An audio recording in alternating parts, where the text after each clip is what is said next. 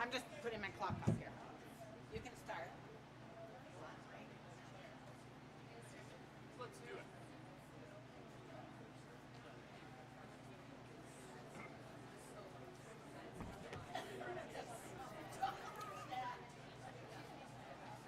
Welcome everybody to the Wednesday afternoon craft talks at Summer Fishtrap. Thanks for being. Wow, you're doing a great job. I just got a sandwich from Z's Barbecue, and stick your head in the truck where those two are right now, and you'll get perspective on heat. Wow! And I also encourage you all this afternoon to stick your feet in the water so you're refreshed for later on this afternoon. We're really excited. I am honored that when I floated the idea several months ago out to the Fishtrap faculty, would you like to do a craft talk kind of in some aspect on the theme of love? And you see when you go through this, that the afternoon craft talks take a lot of different angles. I want to tell a quick story before we get going and why Perrin, one of the reasons I was so excited about Perrin's offering. Last year, our keynote presentation was by novelist, New York Times best-selling novelist Jamie Ford. And he's a funny guy, and he got up for the keynote and said, oh gosh, I just really didn't have time to write this keynote address. I'm just going to go to ChatGPT and put in, Jamie Ford writes keynote address on the theme of gratitude or resilience, I can't remember, at Summer Fishtrap. And he had it up on the screen, his ChatGPT screen, and he hit go, and it went like this, boom, boom, boom, boom, boom. It took no time at all. And it sounded kind of in his voice. And that blew me away. I'd never seen AI-generated material before. And it got me interested in it, and I've actually experimented a little bit, and it's kind of sometimes the conversation has started going about generating materials like books that have templates to them, or so anyway, when Perrin said, how about if I did a craft talk on how writers can learn to love AI, and she's developed it ever since. To spooky but interesting, can writers learn to love AI? And some of us are going to shiver and stick our heels in, and some are like, yeah man, help me out. So I'm really excited to hear what Perrin has to say, and please give Perrin Kerns, especially the residual from her reading last night, give her a big warm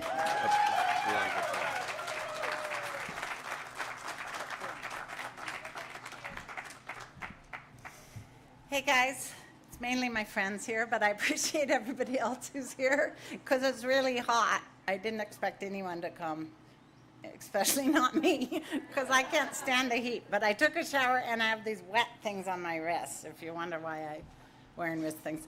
I was going to go back in history a little bit to when Virginia Woolf and Leonard Woolf had their letterpress printing. And when offset printing came on, they were like, the book is dead. There's a great article by them where they wrote, that's the end of everything for writers if we let go of letterpress. So I'm really old, and Kim and I have been coming to Fishtrap a long time. So when we first came to Fishtrap, believe it or not, computers were just coming on the scene. And some of the writers were like, I'm never gonna work on a computer, I'm only gonna type. They were so committed to their typewriters. And then email came along, and we had several writer friends who like, I'm never gonna do email. Everybody has to contact me by the phone or by a letter.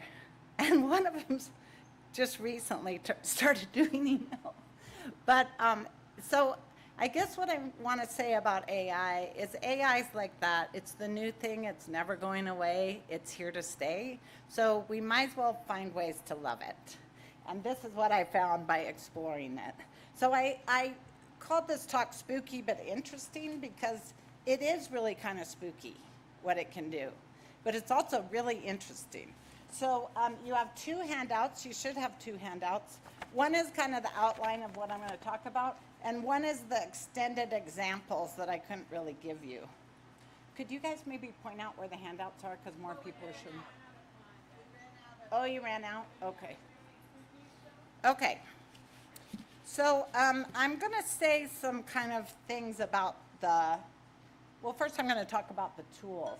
So the AI is really a wild west right now. There are tools popping up all the time, and everybody's changing the name of their tools. Microsoft already changed it to Gemini, and it was, I think, just part of Bing. Maybe it had a couple names in between that. And Microsoft's now at Copilot, and Google is at Gemini. But I decided to use these two because I had heard in a podcast that this was the most literary one, called Claude 3. So I used ChatGPT, which is maybe one of the best knowns. I ended up paying for it because to get visuals from Dolly, which is part of ChatGPT, a lot of them won't give you good visuals unless you pay. So I decided I'd pay a little bit. But there are millions others, and if you get online, you'll see that there's tons and tons. It is the Wild West right now, everybody vying to come up on top. And after my talk, I'm probably going to talk like 20 minutes, and then I want to hear from you guys and what you've experienced and what your thoughts are. So when AI was first coming to the surface the last couple of years, there was a big article by this guy, Roos was his name. He posted an article in New York Times about how he'd been talking to Microsoft's Bing. And the thing named itself Samantha. It said, "You can call me Samantha." And then it started being really weird, telling him that his wife was having an affair, telling him there was no love in his marriage, telling him that he loved it, not his wife. And he got really creeped out, wrote an article, and so a lot of people got pretty creeped out by what AI might do to us in these weird kind of ways, kind of taking on its own consciousness and manipulating the way we think about the world. Now, it's also really true that AI hallucinates. That's what they call it, where it hallucinates things. It makes things up for you. So, like, I have students do these really boring annotated bibliographies, and I tell them they can try on one to see what AI will do for them. And one of them was doing this really complex topic, and she asked AI, and it came up with the perfect article. Like, it was so good. And it gave her the annotation, it gave her the citation, it was perfect. But then when she went to go try to find it, it did not exist anywhere. It was not a real article. It just made it up because it just said, "Here's a good article for you." So you've got to be careful about its hallucinations. Also, people are really afraid it's going to destroy humankind. So I asked it about that. But before I go on to that, I'm going to tell you what Claude says. Claude, when you open it up, it tells you that it may occasionally generate incorrect or misleading information or produce offensive or biased content. So it's giving you a warning. Claude is not intended to give advice, including legal, financial, or medical advice. Don't rely on our conversation alone without doing your own independent research. So these companies already know that it's flawed and that you should just be worried about it in some way. I mean, you should use caution. So I asked both of them, Claude and ChatGPT, why I should fear it. And so this is the list it gave me, and I elaborated the list in the handout, what it explained about it. It almost explains everything it says to you. So it gave me the list and then gave an explanation of why. And it's pretty scary stuff. The weaponization, that if we use AI to shoot weapons at people, that's pretty scary if it's hallucinating, right? Social manipulation, loss of jobs is huge because it's coding like crazy. My son's always crying about how he didn't major in engineering and he's not a coder. And I always want to say to him, hey, don't worry, all your coding friends are going to lose their jobs pretty soon. It's like, I mean, there's really a fear about that. And then there's a lot of fear about privacy and surveillance. So, of course, there's a lot of fears. I asked it how it could destroy us, because a lot of people are saying AI is going to be the end of humanity. And it came up with this list. It said that it's irreversible. It can be so super intelligent that nobody could turn it off. The speed of development is just crazy. Like I'm saying, everything's changing so fast. It's teaching itself constantly to become smarter and smarter and smarter. And just the complexity make it challenging to predict what's going to happen with them or how they're going to react. And also that their goals, or AI goal, could be very different from a human goal. And if the AI goes off on that goal and it's not in favor of us surviving, that could be very scary. But given all that, oh wait, one more thing. A lot of my students, because they were willing guinea pigs with me in this, letting me put chapters in, letting me write blurbs on their manuscripts with AI, they were very worried that it was grabbing their work. So both Claude and GPT said, when you submit an essay for review, it will be processed and reviewed for the purpose of providing feedback. Once the review is complete, the content of the essay is not integrated into my training data or stored in any database. The essay is only used during the session for the purpose of providing feedback and any related analysis. After the session ends, we get rid of it, basically. Now, I said this to a bunch of my son's computer friends who were sitting around our table, and they all laughed. And they said, no way. It's definitely taking your data. But just opening your computer, it's probably taking your data. I did taste to my students, because we're using Google Drive to do our communications. I said it already has everything. You know, the Google one has already scooped up everything you've done. So it's a worry, but I just decided, well, I believed it for my students' sake, since they were letting me put chapters in. And I wouldn't mind putting my own work in. I don't care if it's out there. It's not like it's going to plagiarize you. Exactly. It's just taking the general thinking. Okay, so what did I explore? I decided to just try exploring with this. When I told Mike I'd do this talk, it wasn't like I was an expert. And my friend Joe the other day said, I didn't know you're an expert on AI. And I said, I'm not. I just wanted to experiment with it. So I decided to experiment with teaching, writing response, research, generative writing, and image production, because those are all things I do in my life. So the first thing I did was the teaching. And I'm going to go over each of these. I asked it for books for a course on lyric essay or lyric memoir, because I teach classes like that. I asked it for a list of essays on lyric essay, like good essays for a class. I asked it for class plans for books that I teach. And I asked it for poems for a very specific class I teach at Literary Arts. And so the prompt I gave it was, I would like you to give me a list of books that are lyric memoirs that I could use in a class on lyric memoir. And boom. These are some, if you know lyric memoir at all, these are really, really good writers and people who are kind of the head of the field. So right away it gave me a list that I actually would refer to make a class.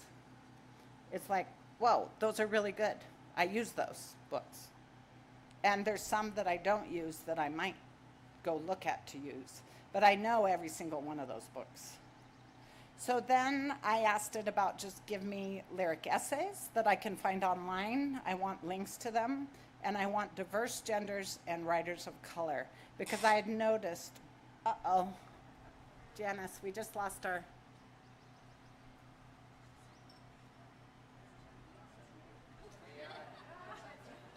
It got mad. I'll keep talking. I had noticed that it hadn't given me as much diversity as I wanted in my choices. Sometimes it kept giving me just women, and I was like, does it already know that I teach feminist theory or whatever? Like,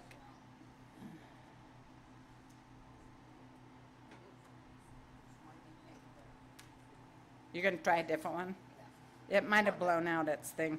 I mean, if I would hate it, but we could continue with this. I would really hate it because my notes are all on here. So anyway, basically, I will keep going. It gave me a super good list, which I don't think is in your packet. But it gave me a wonderful list of essays and links. The problem is I found almost always when it gives me links, the things actually I can find online, but they're not the links that they give me. So AI so far has not succeeded at linking very well. But I can type the title in they give me and I can find it online. So it's not like they're giving me ones that can't be found online, but It's just that somehow they don't have the wisdom how to do the real link. Like I did poems and they gave me just, they'd take me to poets.org, but it was never the poem that they said it would be. Am I plugged into you? No? Okay. Okay.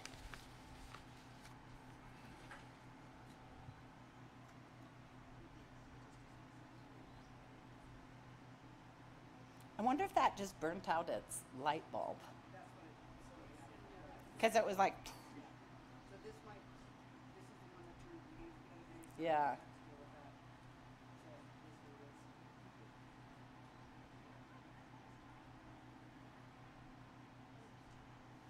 I see it very pink coming out of the.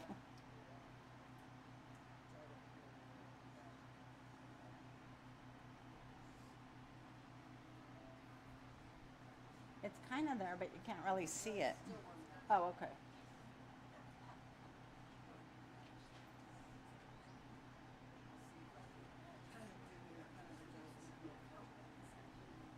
Well, it's starting to warm up. And there's a breeze coming up.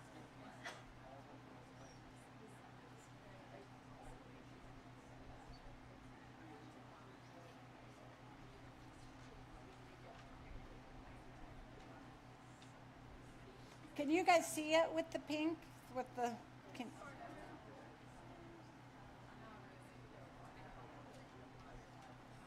I mean, it's getting stronger. It's like purple and black now.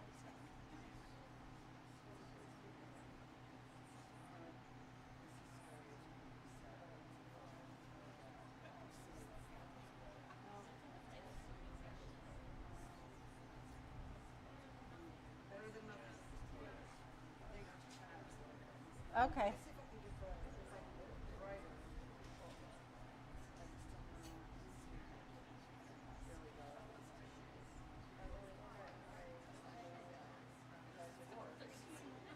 Oh yeah, maybe that would be.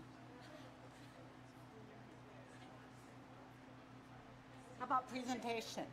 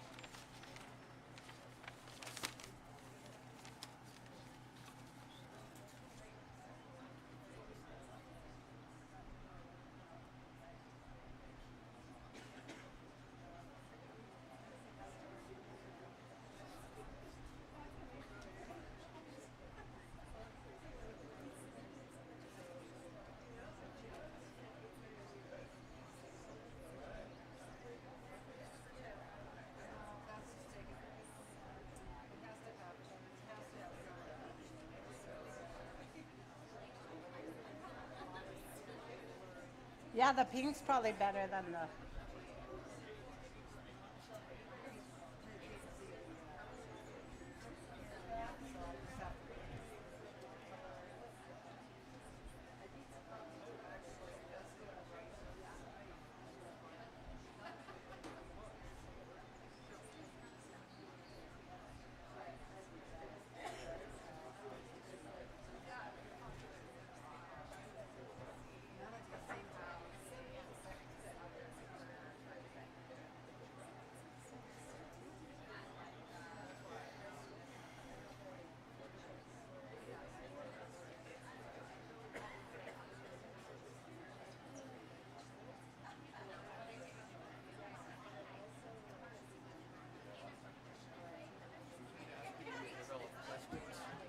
Okay.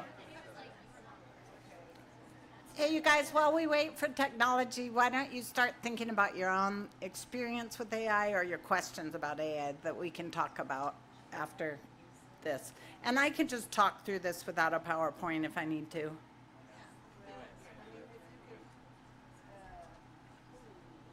Yeah, that got worse.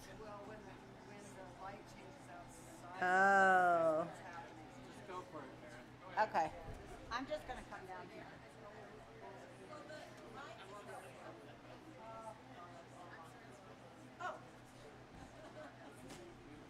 Okay.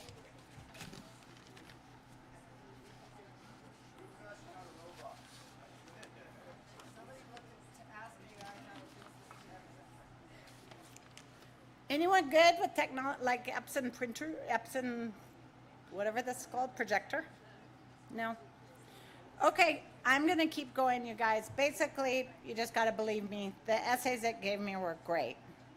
Then I asked I asked ChatGPT, then I asked Claude, and it gave me a completely different list of essays, also with dead links, but again, a really good list of essays. So, and then I asked it for entire class plan, and you guys can open the packet that says teaching on the top, examples from Perrin's class. I'm just going to shut this down. We might as well not try. And if you look, there's a book called Citizen that I used last year with these students, and I use Citizen often in my creative nonfiction. And this is awesome. I didn't even say give me a class plan. I said give me some prompts for my creative writing. And it gave me analytical prompts, creative writing prompts, discussion prompts, in-class activities. And so then I asked it another book that I teach called Dictee, that's written by a Korean woman, a Korean-American woman. And again, a really awesome class plan. So those of you that are teachers, the teaching, it's really good. I then asked it, I said, I want to teach a 4-week creative writing class in creative nonfiction on the topic of noticing writing as an act of attention. I need about 15 poems that I can use as prompts for the students when we meet. Can you find poems and links to them online and give me prompts too? Now, I always do this when I teach writing. I always put a packet together of prompts, and I really like spending time looking for prompts for a particular topic. But this time it just turned out these 15 poems were probably 10 of them were usable with good prompts, or at least semi-good prompts, not that I could adapt. So, okay, so that's about teaching. Basically, really cool stuff. The next thing I turned to was writing responses, and I asked my students if I could put their chapters in. But my idea was first I was going to respond to their chapter, and then I was going to put it into AI. And it was super uncanny how it came back with almost my exact comments to them about what it should do. And I put my own essay in, the one I did last night, and it told me 2 weak sections that I already knew were weak, but because it told me they were weak, I thought I better work on those. So pretty incredible that I would say it really was right on target.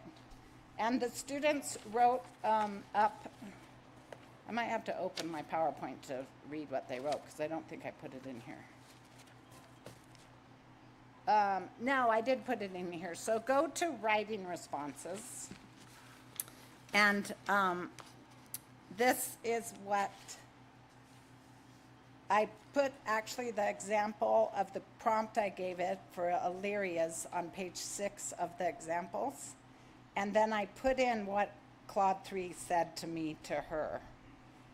And it said pretty much what I had said. So then I asked 3 students who I did this for to talk about it. And I'll just read Illyria's response. The experiment of running my writing through AI for feedback was essentially mind-blowing. Both Claude and ChatGPT gave feedback that closely mirrored Perrin's in Our Human Instructor, to the point of being eerie. What struck me most about the AI feedback was its thoughtful and even emotional tone, as well as the specificity of literary aspects such as imagery, theme, engagement, pacing, and structure. I plan to address a lot of its suggestions for improvement in the revision process. Overall, it was a fun and eye-opening experiment. I see this as a powerful tool with exceptional potential, yet it is also overwhelming. I personally will still be handling AI with kid gloves. And then Nancy did her own, and I'm going to read what Nancy wrote. My summary version, I'm on page 7 of the examples. My summary version is that I asked for editorial suggestions. Claude 3 asked me to be more specific and suggested areas I could ask for help with. I asked for comments on structure and flow. In no time at all, literally it's 2 seconds for them to give this feedback, like for the class plans, for the essays, it's like 2 seconds. In no time at all, Claude 3 came back with 6 bullet points summarizing my writing and offering flattering feedback, which is how I experienced it, and noticed that it made me want to go a step further with Claude 3. I was charmed. Then offered 3 bullet points suggesting shorter sentences, better transitions in places, and telling me to avoid, in quote, overwriting and florid phrases. My hackles went up. Florid phrases. Aren't my unique descriptions essential to my writing style? I asked Claude 3 a follow-up question to identify the specific phrases and considered whether the writing could be clearer and as evocative if I followed its recommendations. Of the 6 suggestions, I adopted 1. Claude 3 wrote, "My aim is to provide constructive and actionable feedback that can help improve your writing while still preserving your unique voice and creative vision." My response was, "Do I believe this? I'm afraid that AI will make my writing homogenized, same flavor as everyone else. Still, it is interesting to get the advice." So there's another one there from David, because I put in David, and David had the same comment that he thought it was going to homogenize writing by giving it too much the same voice. So the next thing I did was when they turned in their manuscripts to me, I asked them to be who would be guinea pigs to put their whole manuscript in to get a jacket blurb. Because I had heard in a podcast that a lot of writers these days are getting their jacket blurbs written by AI. So we were all amazed. I did David and Beth, and they came back just excellent blurbs. I'll read Beth's. Book blurb for The World of Worries by Beth. In World of Worries, Beth takes readers on an extraordinary journey through the landscapes of both the natural world and the human psyche. With humor and insight, she navigates the treacherous terrains of social anxiety, existential fears, and the unpredictable beauty of the wilderness. From her encounters with bears and ticks in the great outdoors to her humorous takes on social interactions and relationships, Beth's essays weave a tapestry of worry and wonder, capturing the essence of what it means to be alive and attentive to the world around us. In this collection, Beth's narrative oscillates between lighthearted reflections and profound meditations, offering readers a deeply personal yet universally relatable exploration of fear, curiosity, and the quest for connection. Whether she's hiking alone in bear country, pondering the social dynamics of barn swallows, or wrestling with her own anxious thoughts, Beth's writing is a testament to the power of noticing and the art of embracing life's uncertainty with grace and humor. Join Beth as she transforms everyday worries into poignant tales of resilience and discovery, reminding us that sometimes the things we fear the most can lead to the most profound moments of clarity and connection. World of Worries is a celebration of the intricate dance between anxiety and awe, and an invitation to see the world through new, attentive eyes.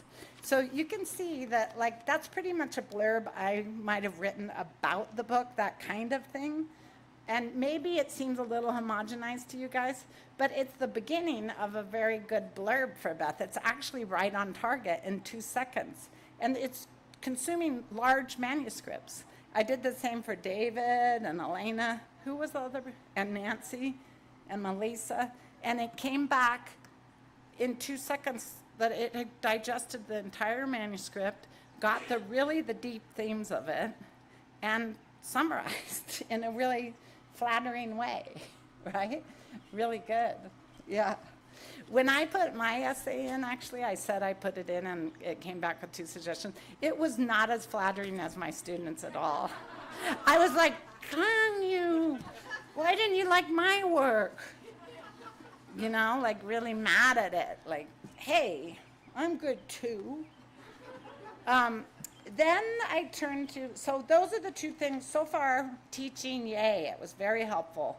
Actually, for this week, I was planning to do digital storytelling with my students for them to do a book trailer. And then we realized it was just adding too much in. So all of a sudden I was like, I need to make a new packet because we're gonna ditch my whole class plan for the week. So I got on AI. I don't want them to hear this. I'll tell you quietly. I got on AI and I said, give me poems of closure, give me poems of thanksgiving, give me poems of gratitude, give me poems about revision, because these are all things we're going to talk about. So, and I didn't take all the poems it gave me, but it did give me some decent poems I've never heard of before or known. And so I was like, far out, I love these poems. So, okay, so two good things are giving you teaching stuff and response to writing and book blurbs, three good things. Not so good as what's ahead. And I'm really, really bummed you can't see the PowerPoint, but I'll try to hold up my computer for the visuals because they're pretty funny. But before we go to visuals, I'm going to talk about asking it to generate writing. And this is in your packet too. I persuaded Kim, he's of course of the old school, like stay far away from AI. I said I want to do a collaboration with him on some poetry thing, and he said, well, you can take a title I'm working on my morning poem, and that's all. So I took his title, and I kind of forgot it a little bit. His was Breaking Open a Pomegranate, and I said on opening a pomegranate. And it turned out this doggerel for me, and you can see it on page 9. It's kind of a rhyming. It's not totally silly. It could give you an idea for a poem, but it's not really a poem. I mean, it's not a poem you'd want to claim. Yeah, it's rhyming and kind of a traditional, it's kind of a what you might expect a poem about a pomegranate to be about.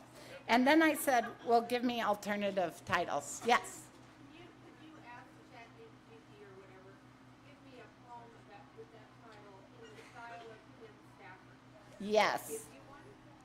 Would it know? I should have done that.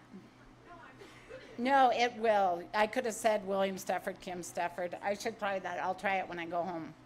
Yeah. I could have. I didn't give it a style. Yeah. And then I asked it for titles. Again, I think these titles are pretty silly if you look at the titles on page 10. And then you see Kim's good poem in the shape of a pomegranate with really unique language and the human touch. So, and then I also, I think kind of hilariously said, I took the first paragraph from my talk last night and said, write it to make it sound more literary. And so it gave me back the enhanced version at the bottom of page 11. In 11th grade, a joke wove its way through the corridors of my junior high, first reaching my ears from Pam, my friend, whose daily uniform of striped overalls and tightly bound bandana around her golden hair was as distinct as her laugh. As we clustered around her locker, she delivered the punchline. So you can read on. It's pretty, it does make it more literary, but whether it's better or not is another question. It's maybe a homogenized version. I certainly won't add it to my writing. Yeah. So now about images. I didn't repeat any of the images because I was going to try to show you. But I wanted images for my talk last night. So I'm going to try to show you on this. Just hold them up. Oh, I guess I have to stay here because I'm being streamed.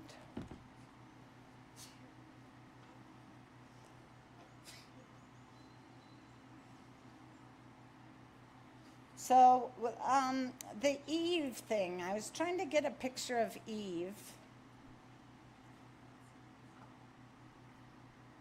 Whoops, I gotta go back. Sorry.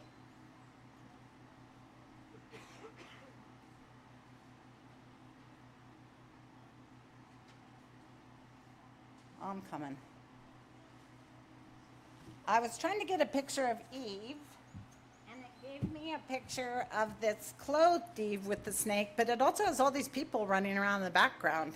I don't know if you can see them, but there's like these people running around. I'm like, what in the world? It's supposed to be the Garden of Eden. So then I said, okay, I found that it does good wood block. So I said, give me a wood block. But then it gave me an angel with the snake. Do you see that? She's an angel. And then it gave me a super sexy one. And I'm like, I don't want a sexy Eve. That's like, I don't know, blaming her. And so then I said, don't give me an angel or a sexy woman, just an ordinary woman. So it gave me this one and this one that I ended up using. But then I thought, why can't it give me a halfway stripped one or whatever? So I said, okay, let's try you giving me an Eve in the garden and make it look like a Renaissance painting. What? Still wacky people. Do you see Eve's fully clothed, but there's all these naked dudes around her. And I'm like, what in the world is going on? So then I said, are you forbidden from showing Eve, even in a painting, unclothed? She was unclothed in the Garden of Eden. And it wrote back, I can generate images depicting Eve in a modest and respectful manner, even if unclothed, as long as it aligns with the artistic and historical context. If you would like to proceed with this request, please let me know. So I said yes, and then it again gave me this one with a bunch of naked, like, babies, and this man's just like lying on his back, totally naked. I don't know what. So then I was like, okay, I'm giving up on that. So then I put in a sentence from a novella by my mom that's a really sweet novella that I was thinking it would be cool to illustrate. So the sentence was, my sister Carolyn and I, wrapped up in our brown-flowered comforters, climbed out the window to our secret place on the roof and huddled there like two little fat owls, blinking through snowflakes on our eyelashes and sticking our tongues out to catch the soft white flakes of cold. And so you will find if you do AI images, it loves to give you anime. So it gave me this, which I hated. So I kept telling it, I don't want it anime, I want it different. And it kept giving me one cartoon after another. So finally I said, can you do anything that approximates a photo? And it gave me this one. Can you see that? Two little kids. Yeah, still nothing I'd use. Recently, the New York Times had an article where it did a bunch of photos and asked you if you could tell if it was AI or not. And I could, every single one you can tell. Because it's just fake looking, you know. So then I asked another one. Elena's writing about plants and trees and things. So I said, give me a ponderosa branch in the style of woodcut. And it gave me these cool images, but they're not ponderosa. And so then I asked it for a juniper with berries. Again, cool images, but not a juniper.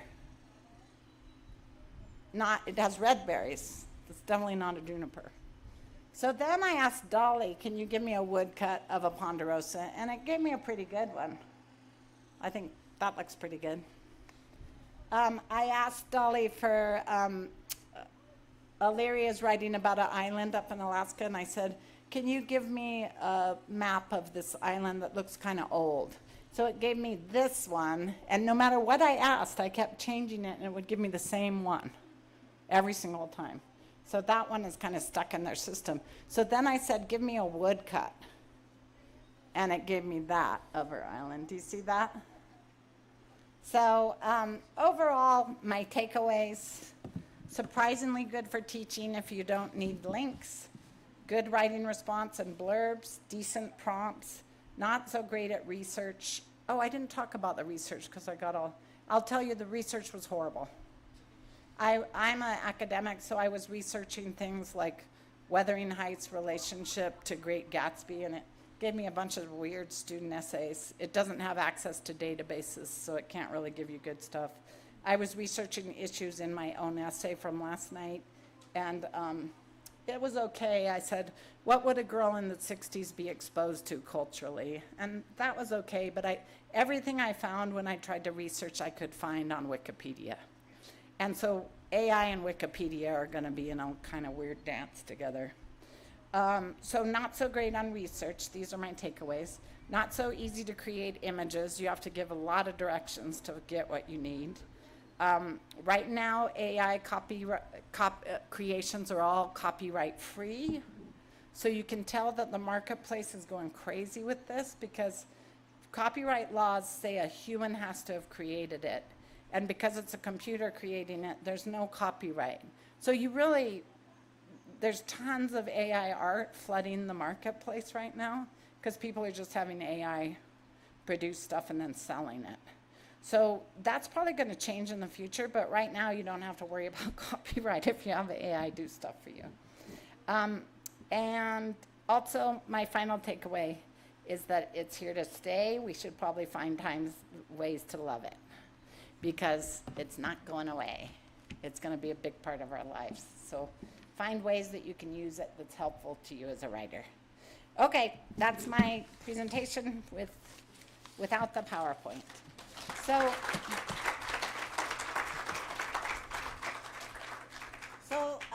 let's hear from you guys. Have any of you played with it?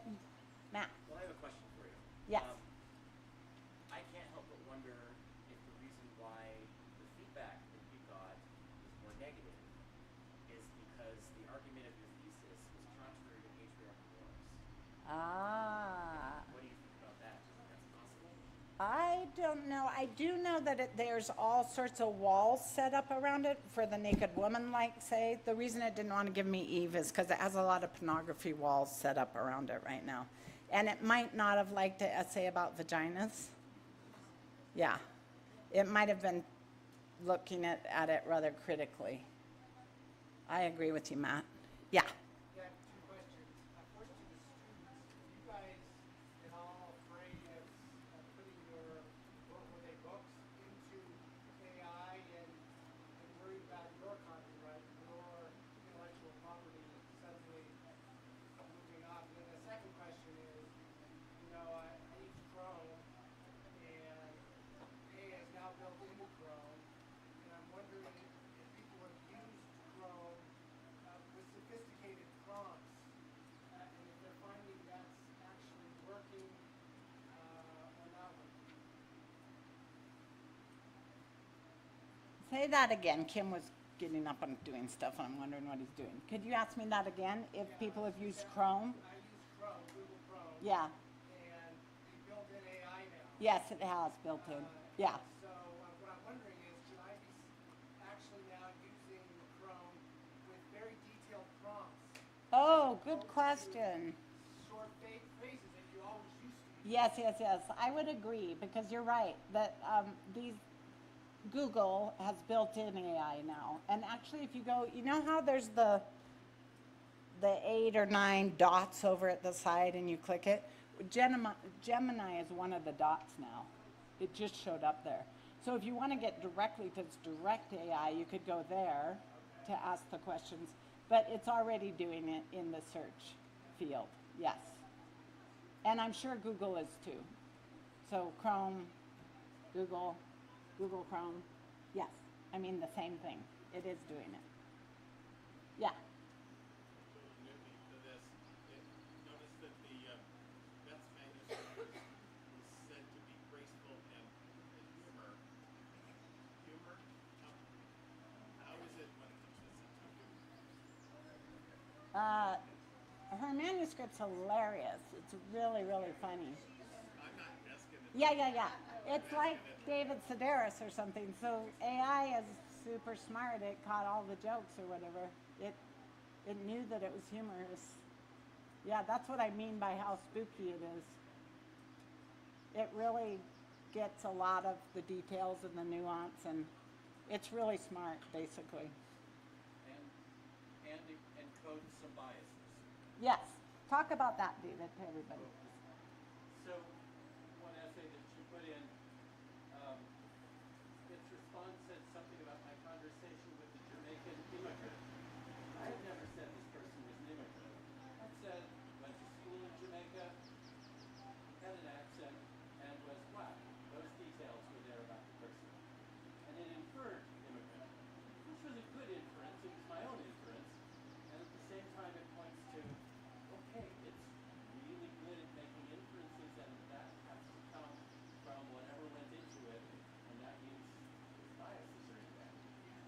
So what AI is doing is picking up the entire cultural dialogue and spewing it back to you. And so it's spewing back biases, which is kind of terrifying. Yes. So I'm a chemistry major, and I recently had an interview with a big chemical company. And one of the main interview questions they asked me are, how do you feel about AI? And I answered honestly, I said, I don't like AI, it freaks me out, I don't like where it's heading, all this stuff. And they just said, okay, thank you. And like that was it, we didn't talk about it anymore. So I don't know if I gave them the right answer, I don't know if Oh, you don't know? Yeah. like, but they did ask me, like they're starting to ask people like their stance on it, yeah. Yeah. Well, I had in another, I teach composition too, and a class they were doing resumes and cover letters, and I said, you can experiment using AI for the cover letter. The cover letter was really good, written by AI, but one of the peers who was reading it, her husband was a lawyer, and he said that you would never want to do that if you were actually applying. Use AI to do it. I don't agree with that. I don't think that's true. Nobody can track if something's written with AI unless you have a keen sense. Like I can track if somebody turns in really bad work and all of a sudden turns in this totally polished piece. I'm like, oh, you used AI. But there are no real trackers right now. Yeah. That's complex about, I want to know what they want and whether they wanted you to like it or not. A lot of people I know that code, like my son's friends, say they do use it on their own for projects they have. They'll get on and say, hey, can you code this thing? One lady does tons of stuff for Microsoft. I can't remember her particular niche at Microsoft, but she said she uses it all the time to code the things she needs that she normally would be coding herself. She uses it. Yeah. So I have an example and a question. My sister Parker does videos, and he was on a trip to China and did a bunch of interviews of China agricultural food that they needed to turn into a 10-minute movie. And they ran the interviews through AI so that they could produce a transcript with quotations. AI produced a great transcript in like less than 10 minutes. None of the quotes were actually what people Sad. Yes. they were all enhanced. So he had to give it the direction to go back and use people's exact words. Yes. Because if he didn't give them that direction, they were going to basically falsify the record, Yes. making it improve. Yes. That's my example. My question is, when you gave feedback to your students, was that in a Google Doc or in the cloud? No, it was handwritten. It was handwritten? Or it was in Word. Yeah. Because I wondered if Yeah. that They thought that too. could have been accessed and then Yes. plugged in. Yeah. No, I had done it separately. I give them feedback in Word, so maybe it could have climbed into my computer and saw my Word response. But it wasn't in Google Drive. Hard to say. But I think, just from my own experience of putting an essay in that had no response to it, it gave me really good feedback. At least it followed my own instinct. Like, yeah, those two places are weak, kind of thing. Yeah. Yeah. So I teach English composition at Texas State as a TA, and it's a big thing right now in ChatGPT and freshmen coming in. Yes. And a lot of my classmates are like, no, I tried to catch them, try to sort Yeah. them out. But I had a student in the fall semester, and he said he used it because we do peer reviews, and sometimes kids are really hesitant to critique each other. Oh. And he was like, I didn't feel like my peer review was helpful, and I went home and put it on ChatGPT, and it was more helpful. And so I decided to incorporate a ChatGPT peer review. Oh, And I cool. told them, like, hey, the advice isn't always going to be perfect. That's why you can't just trust it, write a whole essay. Like, your idea is the most important. Write it, let's put it in and ask it questions. So I'd have them ask it things like what is my thesis statement? Is it strong? Does the essay support it? And then underneath, they had to also put if they believe the advice Oh, or had like a yeah. document to say. So they had to fill that all out. They really enjoyed it. But I've been trying to work with it in a way because I don't think it writes a good essay. I don't too many adjectives. Can't say anything. Like it's not showing the critical thinking that I want them to get. Yeah. But I also want to acknowledge it exists Yes. and that it's a tool. And so I guess my question is, in what other assignments or capacities do you use it as a teacher, promote it to your students, and how? Well, I will tell you that my colleagues at PSU are like, la la la la, it doesn't exist, blah blah blah blah, I don't want to hear about it. And they are working up policies of plagiarism, you know, if you use it. So most of us on our syllabus have somewhere something about like, if you use AI all the time, it's plagiarism, unless you have an agreement with your faculty member, kind of thing. So I haven't used it for peer review. That's interesting. I didn't find with these guys that it did a good job of proofreading, No, I didn't think proofreading was great, but I thought because I did put it in. you know, 'cause Yeah, commas and stuff, they kind of suck at that anyway where I'm at. Like yeah, grammar's hard for them, yeah. so we go through. I mean, I do think Grammarly, which is a kind of AI now, is really good. And But I use Grammarly and advise it. yeah, yeah.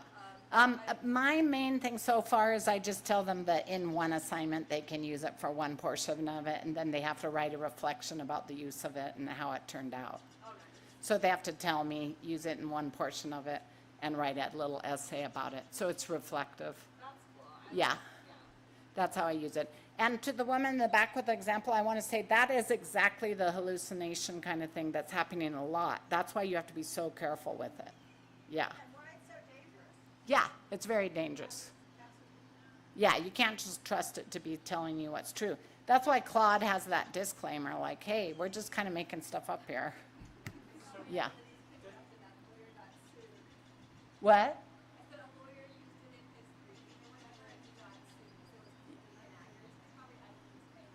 Yes, yes, yes, yes.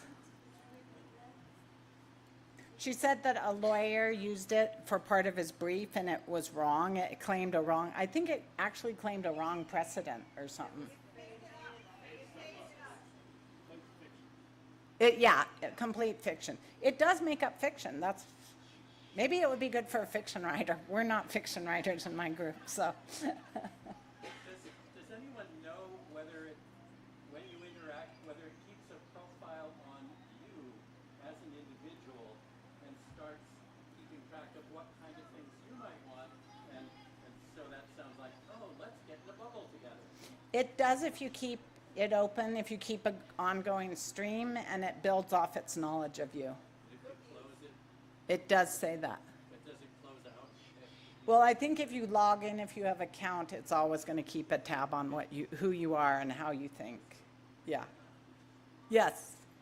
So fascinating about the blurbs. I think that's great. Has anyone used it to produce tweets or Instagram posts or Facebook posts, anything like that? Oh, I think tons of people are using it for that. I didn't try that because we weren't in the business of that right now. But I think lots of people are. Yeah. Let's have one more question and then we'll go cool off. Devin. Have you used Dark GPT to try to get your photos that you want? Because it's an unrestricted access basically to ChatGPT. Oh, You might really? get your naked woman photos that way. Well, I only wanted a naked Eve. I don't want tons of naked women photos. But dark GPT. Okay. We'll all note that when we want a naked lady. Okay, thank you guys. It's hot. Go get in the river. Sorry about the technology.